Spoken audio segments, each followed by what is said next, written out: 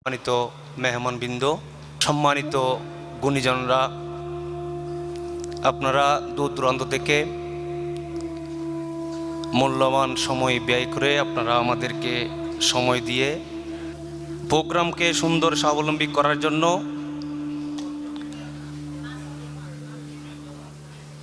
আমি মোহাম্মদ আবু তালেব, মাইজভান্ডারী গীতিমেলা 26-এর অর্গানাইজ টিমের আহ্বায়ক।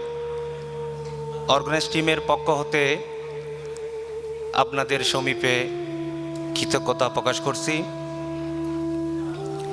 আমি কৃতজ্ঞতা প্রকাশ করছি মাইজভান্ডারী অ্যাপসের সাপোর্ট টিমের সদস্য যারা মাইজভান্ডারী প্রোগ্রাম, মাইজভান্ডারী গীতিমেলাকে সফল করার জন্য সার্বিক সহযোগিতা করেছেন, দেশে প্রবাসে সবার প্রতি। উপস্থিত সম্মানিত অতিথিবৃন্দদের কাছে আমার একটি আশা, মাইজভান্ডারী গীতি সমাজে প্রচলিত শুধুমাত্র ভান্ডারী গান বা একটি অনুষ্ঠানে সীমাবদ্ধ করে রেখেছেন। সেক্ষেত্রে আমাদের শ্রদ্ধাভাজন যারা গুণীজনরা বক্তব্য রেখেছেন, অনেক সুন্দরভাবে উপস্থাপন করেছেন, অনেক যথেষ্ট আলোচনা হয়েছে। আমি বক্তব্য দেব না, শুধু আপনাদেরকে কৃতজ্ঞতা প্রকাশ করার জন্য আমি এখানে আসছি।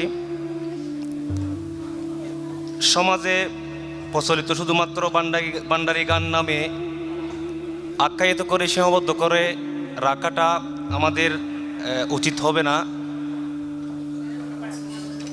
এগুলোকে আনন্দ করে বা সমাজে উরুসে উদযাপনে বিভিন্ন বিবাহে অনুষ্ঠানে শুধুমাত্র গান হিসাবে আখ্যায়িত করা হয়। আমি সেদিকে লক্ষ্য রাখার জন্য আমি অনুরোধ জানাবো, যেহেতু মাইজভান্ডারী গান আল্লাহ এবং রসুলের সান্নিধ্য অর্জনের একটি গুরুত্বপূর্ণ অধ্যায়। আজকে বিশেষ করে তাদের কথা বলতে হয় যাদেরকে অনুসরণ করে আজকে আমরা আয়োজন করেছি। মূলত মাইজভান্ডারী গীতিকার যারা আব্দুল হাদি কাঞ্চুরপুরি, আব্দুল গনি কাঞ্চুরপুরি, মাওলানা আব্দুল সালাম বুসপুরি, বজরুল করিম মন্দাকিনী, ধর্মপুরি, ওনাদের আওলাদে পাকগণ এখানে এসেছেন। তাদেরকে আমি আন্তরিকভাবে ধন্যবাদ জানাচ্ছি। এবং মাইজভান্ডারী সঙ্গীত নিয়ে যারা নতুন গীতিকার হিসাবেও অনেকে লেখা লিখতেছে এখন বর্তমানে, ওনারাও এখানে আসছেন, বিভিন্ন দূর দূরান্ত থেকে এসে আমাদেরকে ধন্য করেছেন। আমি অর্গানাইজ টিমের পক্ষ থেকে সবাইকে আন্তরিক ধন্যবাদ জানাচ্ছি। এ বলে আমার ক্ষুদ্র বক্তব্য শেষ করছি।